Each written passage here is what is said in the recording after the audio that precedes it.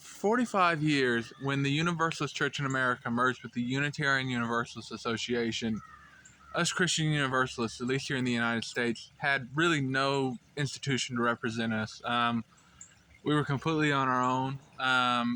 From what I've heard from testimonies of people who came to the Universalist faith in the 1980s and 90s, there were books and pamphlets that were written by independent authors and stuff who believed in universal salvation. And if God willed, you might get your hands on one and you might come to the truth of universal salvation.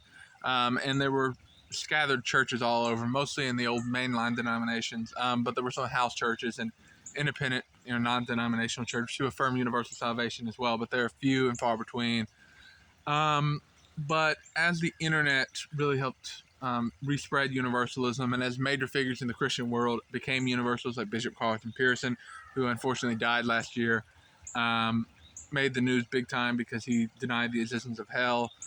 He's a more liberal universalist. And then Rob Bell, of course, broke into the mainstream with his book Love Wins, and he doesn't call himself a universalist, but at the very least he challenged orthodox opinions of hell. And other figures since, smaller figures, have come to the faith of universal salvation. And it's really helped bring universal salvation into the mainstream. And as I showed on my video series, So-and-so is Wrong About Universalism, the mainstream Christian world is talking about universalism again. And it reminds me of our history because, believe it or not, this is not the first time in Protestant history that universal salvation was a big topic issue that was being talked about a lot. Back in the 18th and the 19th century, there were a lot of books getting a lot of notoriety. I was reading the autobiography of a Methodist minister, and he talked about how he briefly became a Universalist because there were many books on the subject until he ended up becoming a Methodist later on. That was in the 1840s. And that seemed to be the experience of many people. There were many Universalist newspapers and Universalist books being written. And the Universalist Church had circuit riders and stuff. And the Universalist Church in America, it wasn't called that until 1942. It's the General Universalist Association, I believe. But what it was a denomination dedicated to Christian Universalism. And we really lost that in 1961 when that denomination merged with the Unitarian Church to form the insanely heretical Unitarian Universalist Association, which is a very, very, very heretical denomination. The vast majority of churches don't even call themselves Christian anymore. There's a small institution called the Council of Christian Churches in the Unitarian Universalist Church. It only has like 26 churches in it. There's like 1,100 churches in the Unitarian Universalist Church, so it's very far gone. But in 2007, something really big happened. For the first time in 45 years, an institution dedicated to Christian Universalism that actually was sizable, because there are a few tiny denominations that support Universalism, but an actually sizable organization that has some influence was created to support Christian Universalism. And the reason why this is such a big deal is institutions are so important. A lot of people like to ask, if Christian Universalism is true, why is it so small? And I think one of the biggest reasons is we have no institutions. Think about Baptists or Catholics, who are the dominant religious group in the United States. What do they have? They have a church in every town, pretty much. They have seminaries. They have hospitals. They have schools. They have various charity organizations. They have apologists. They have evangelists. They have various missionary societies. They have even famous people who are a part of their religion. And all those different things. They have politicians and stuff that are in the church. And they have a lot of voters and stuff. They have a lot of members. But the reason why they have so many members is that they have institutions that spread their beliefs. And a big reason why Christian Universalism is so small is that we have no real missionary institutions, or really any institutions to call our own. We have no equivalent to a major missionary society. We have no major charity organization. We have no seminaries. We have no charity hospitals. We have no schools for the most part. We barely have any churches. And the ones that do affirm it are very disorganized. They don't really work with each other. And the Christian Universalist Association, to its credit, is trying to fix that. I'm going to talk about what I like about the Christian Universalist Association. I'm going to talk about what I dislike. And then I'm going to talk about a bit of where I see things going in the future. But first, a little bit of its backstory. In 2007, 13 different ministers from a variety of different denominational traditions, everything from Southern Baptist to Unitarian Universalist. And if you're curious about a more in-depth look at their history, the Love Unrelenting channel has a video on there. It's pretty good. But 13 different ministers gathered together who were interested in universal salvation because there had been brewing talk of the issue, and they got together at Memorial Universalist Church in D.C., which is very important because Memorial Universalist was the headquarters of the Universalist Church from 1930 till the time it dissolved. So that's a very big deal, and it's actually one of the few churches that's still in Christian hands in the Unitarian Universalist Church. So it's very important to preserve our history that way. But they met together and they formed the Christian Universalist Association. And what they are is an association of Christian Universalists from a variety of different denominations and backgrounds. From everything from, Unitarian Universalists to Greek Orthodox, Southern Baptist, Pentecostal, United Methodist, other churches, United Church of Christ. And they all unite together in the belief in Christian Universalism. And there are some churches even affiliated with the Christian Universalist Association. You can even get your church affiliated if you want. And the Christian Universalist Association is doing a lot of things well. For instance, education.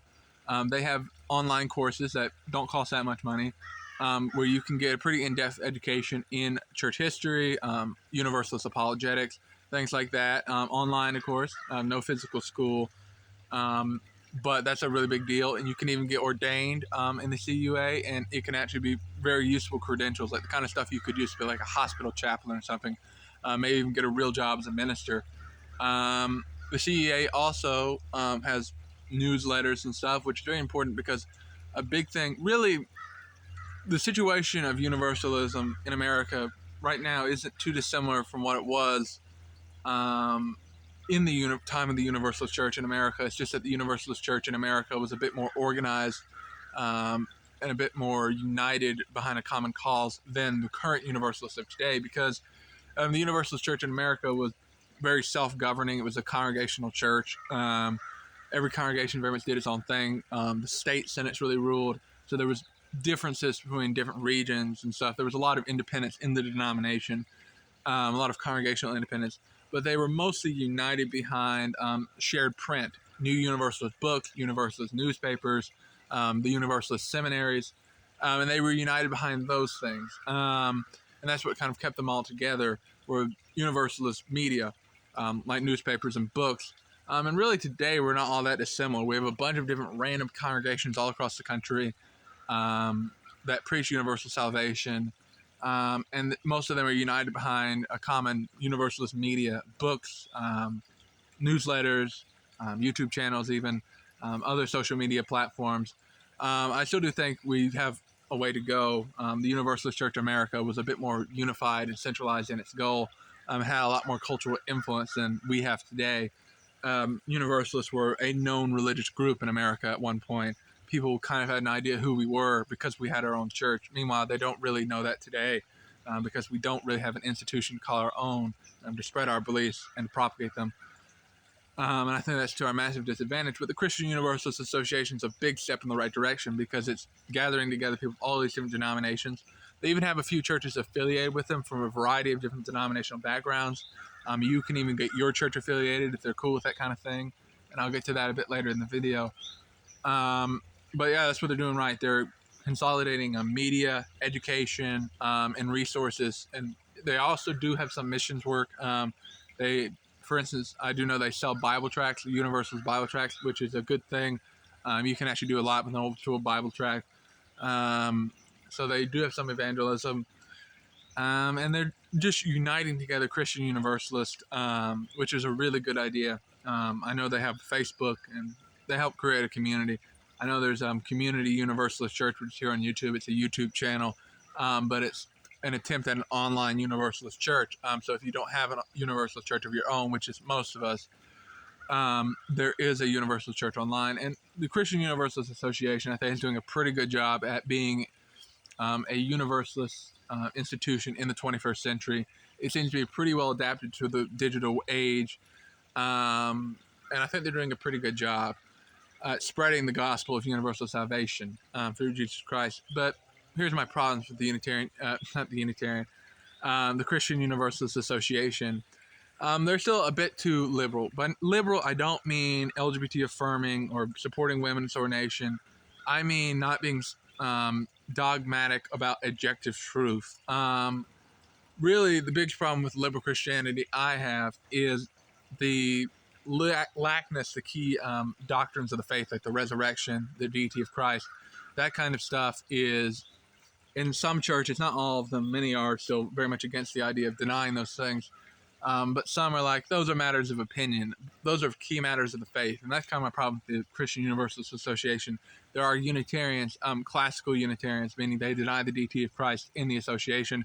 There are New Agers, and you don't have to dogmatically affirm the Trinity. You don't have to dogmatically affirm a literal resurrection. You don't have to dogmatically affirm a literal virgin birth. And that's very much problematic for me, because that was the problem with the old Universalist Church, is that it had a bunch of Unitarians and other heretics in the church from the beginning, because they were just united behind universal salvation. And eventually the church came to heresy, merging with the Unitarian Association to form the Unitarian Universalist Association, which of course has been a disaster for us Christian Universalists, where the Universalist Church in America worked for Christian Universalism and spreading it. The Unitarian Universalist Association actively works to hinder our progress by causing lots of confusion about who we are. And it's just really kind of set us back, because institutions our ancestors built over the course of hundreds of years to help propagate universalism have been hijacked by complete heretics. And that's really helped set us back in our goals of spreading universalism. And missionary institutions are incredibly important. For evangelizing to a local community. Like, one person can do a lot, but a physical church that can preach the gospel, minister the sacraments, and do charity work in community and missions work in the community can do so much more than a person can. And the fact that we don't have many churches that preach universal salvation around has massively hindered our ability to impact our nation for Christ. But also, it hinders us from doing international work. If we can't even evangelize to our own people, let alone sending missionaries, Universalist missionaries, to other countries, other places in the world, like Asia or Africa or South America, so on and so forth, it really hinders our ability to do much of anything, because we don't have major missionary institutions. And I do wish the Christian Universalist Association was a bit more evangelical. I mean, in the sense of being evangelistic. But they actually are fairly evangelistic. I guess mainly it's a lack of resources. But I would like to see more missionary society stuff from us Christian Universalists. That's, of course, why I started the channel, was to do my part in being a missionary, even though it isn't much to spreading Christian Universalism. I do think an association is a lot more practical right now than a new Universalist denomination. Two major reasons. Christian Universalists are a broad tent. We're just Christian Universalists. So some of us are Lutherans, others are Baptists, others are Methodists, some are Catholic, Greek Orthodox, and some are a weird mix of all those things and even more. And so we have massive disagreements even over basic beliefs of the faith. We agree on the basics, like the deity of Christ, resurrection, incarnation, that kind of stuff, the salvific worth of the cross. But we disagree over a lot of other major issues in the faith. And I don't think it's best to force everybody who has all these major disagreements under the same roof, because there are real differences between different groups. I mean, just look at the issue of the baptism of infants, for instance. Some Christians are vehemently against it, others are vehemently pro. Should they really be sharing the same denomination? I'm not sure. So yeah, that's a big reason. Also, it's just a matter of money. As we saw with the United Methodist breakup, leaving a pre-existing denomination can cost a lot of money and legal trouble. And quite frankly, just most Universalists don't have that kind of money, or really would be willing to go for all that legal trouble. So leaving pre-existing denominations would be a nightmare, legally speaking. It would just be easier to just be a part of pre-existing denominations. I would like to take the idea of an association a bit further, because each tradition within Christianity sees the gospel a bit differently. A Presbyterian sees the gospel differently than a Lutheran. Orthodox Christian sees the gospel a bit differently than a Baptist. And I think that I'm not saying break away, but I mean like maybe like a subsect of the Christian Universalist Association could be like the Methodist Christian Universalist Association, or the Baptist Universalist Association, or the Orthodox Universalist Association, association of like-minded Christians, Universalists in their denominational tradition that could um, make their theology compatible with Universalism and show to other people in their denominations um, that this whole thing works. I do think we should take a page from Reconquista. I've talked about them before. This movement to make mainline churches more conservative. I do think we should take a page from them in the sense of creating like church maps of like Universalist friendly congregations, mapping them out across the country. And we should like do like discords or other ways of communicating with each other. I do think that we should create a more evangelistic, like we should be a lot more intentional, like of trying to convert congregations to Christian Universalism. Not like in like you're wrong, I'm right, convert, but like joining congregations that are more open to this kind of thing. There's really a spectrum. On one end of the spectrum, you have churches where you would get in trouble for being a Universalist, and then on the other end of the spectrum, you have churches where you get in trouble for being a Christian. What I mean is, of course, obviously, all the churches that are fire and brimstone, eternal damnation, you're going to get in trouble for preaching Universalism. That's pretty obvious. But there are also many churches that are so liberal that if you teach dogmatically that Jesus is the way, the truth, and the life, no man comes unto the Father except by Him, you're going to get in trouble there. So there really is a in-between place of churches where it is acceptable to be a Universalist and where you can get away with this kind of thing. And most of them are the old mainline, though I do know there are a lot of non-denominationals that are open to this kind of thing, and I even know there are some Greek Orthodox and stuff. My advice would be find a church where you feel comfortable as a Universalist, where you feel like you can be honest as a Christian Universalist. Because if you're inside a church that preaches eternal damnation, you cannot be a Universalist, and you're helping support churches that preach eternal damnation, which is working against the Universalist cause. And we should really be a lot more intentional about joining churches. Even like I know some Universalist churches are house churches, and that's cool. But imagine if you, say, moved your local house church that was Universalist of, say, like 10 people into a local congregational church, say like the United Church of Christ or Disciples of Christ or something, that's more open to this whole Universalism thing. Move your group of like 10 people into a church of like 25 people. All of a sudden, you're going to have a lot of influence, especially if you're on the younger side of things. And by young in these churches, I mean like below 50. A lot of these churches are very old. Even one young person can have a lot of influence. Even in a sizable church of like below 100, even like a church of 60-something people, you can have a pretty big influence. So yeah, don't underestimate that one person can do a lot of influence. And really, if you just, a lot of people in the old mainline churches have never really heard the gospel. They've never really heard that Christ loves them and died for their sins and stuff. They've only really heard this very social justice Christianity. And once again, I'm not saying social justice is inherently a bad thing for Christians to do. I mean, what I'm saying is that when you focus on the material world over the gospel, you run into problems. And a lot of people in the old mainline have never even really heard the gospel, so you can really have a chance to evangelize. So if you were to, say, move your local Christian Universalist house church into a pre-existing church, you could be getting a building for free pretty much, along with pre-existing connections and resources and access to ministers and stuff and resources for free pretty much just by influencing a local church, especially congregational churches with congregational government. So Disciples of Christ, United Church of Christ, American Baptist Association, are open to that kind of thing. Other churches that are open to universal salvation are the ELCA and the Episcopal Church from an American perspective.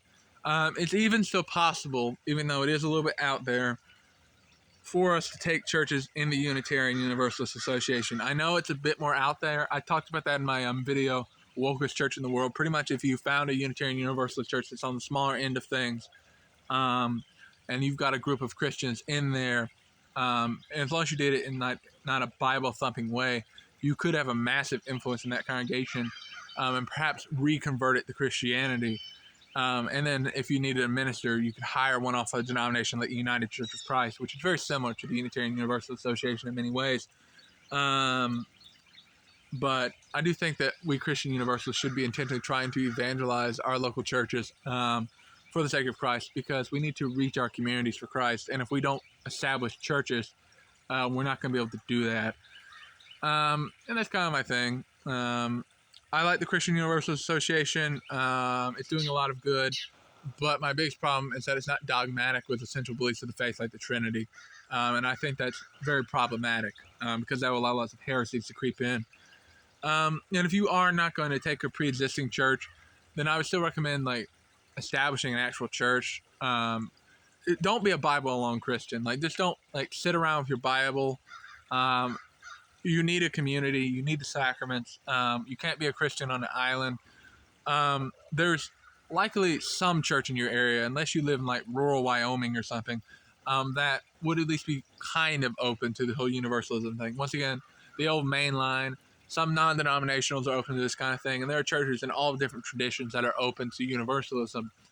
Or establish your own church. Gospel tracts are another good way to reach people, leading them places, and of course, social media ministry is important. It's really kind of all I've got to say. We should be the biggest thing for us Christian Universalists is creating missionary institutions. We need to work together to evangelize people. Because there's so many misconceptions about what Christian Universalism is, and a lot of people don't even know it's an option. And I do think we could be doing a lot of good if we were to create more missionary institutions. I'm not saying we're going to become as powerful or influential as like Baptists or Catholics overnight, but if we start building institutions today, then in God's good time, we will have some major influence. And I think making institutions that preach a biblical universalism is really what we need to be doing right now in this time. Well, God bless. If you enjoyed the video, please like and subscribe. And if you found the video interesting, please leave your opinions down in the comments. I'd be interested to hear. Just don't be rude. Well, y'all have a good day. God bless, and you'll be hearing from me soon.